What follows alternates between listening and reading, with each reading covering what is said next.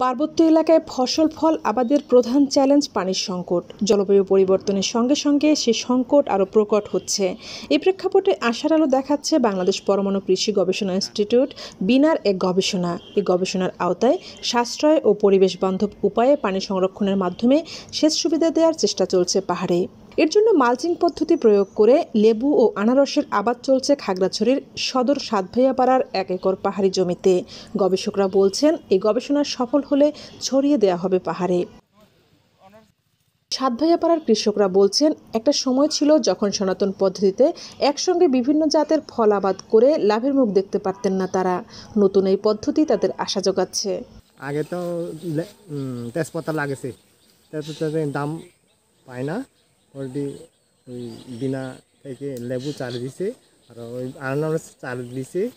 এখন আর ফাঁক ফাঁকে কলা গাছ আর সবজি। আমরা তো আগে পুরাতন সিস্টেমে করতাম, কিছুই জানি না, মানে একসাথে সব কিছু করতাম, একসাথে মানে সবগুলো লাগাতাম, কিন্তু সেখানে আমাদের কিছুই হয় না। তারপরে এখন তো উন্নত সিস্টেমে বিনার মাধ্যমে যেতে পারতাম, মানে একটা জায়গায় অনেক কিছু করা যায়, মানে সিস্টেম অথবা নিয়ম অনুযায়ী যদি সুন্দর করে করা যায় তাহলে আমরা খুব লাভবান হতে পারবো। পাহাড়ে আবাদের ক্ষেত্রে প্রধান চ্যালেঞ্জ পানি সংকট। সেই পানি সংকট নিরসনে এই গবেষণায় ব্যবহার করা হচ্ছে মালচিং পদ্ধতি। তাতে সফলতা পাওয়ার বিষয়ে আশাবাদী বিনা উপকেন্দ্র খাগড়াছড়ির গবেষকরা। পাহাড়ের যে পানিটা আছে, আমাদের মাটির যে পানিটা, সেটা ধরে রাখার জন্য একটা প্রযুক্তি আমরা উদ্ভাবনের চেষ্টা করেছি, যেটাকে বলি মালচিং টেকনিক আর কি। খুব সহজ পদ্ধতিতে আমরা প্রাকৃতিক জিনিস নিয়ে আমরা জিনিসটা করেছি। আমাদের এখানে কোনো সিনথেটিক বা কোনো কৃত্রিম জিনিস নেই, যাতে আমাদের পরিবেশের কোনো ক্ষতি না হয়। তো এই মালচিং টেকনিকে আমার 3টা ট্রিটমেন্ট আছে।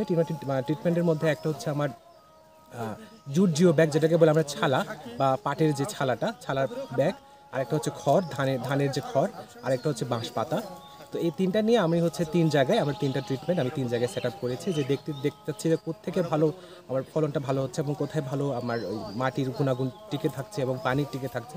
2টি ফল দিয়ে শুরু হলেও গবেষণা সফল হলে কৃষকরা সারা বছরই বিভিন্ন ফল থেকে ফলন পাবেন বলে আশা প্রকাশ করেছেন বিনার ঊর্ধ্বতন এই বৈজ্ঞানিক কর্মকর্তা। এখন 2টি ফসল রয়েছে, আমাদের ভবিষ্যতে আরও প্ল্যান রয়েছে যে আরও 2টি ফসল এখানে ইনক্লুড করব।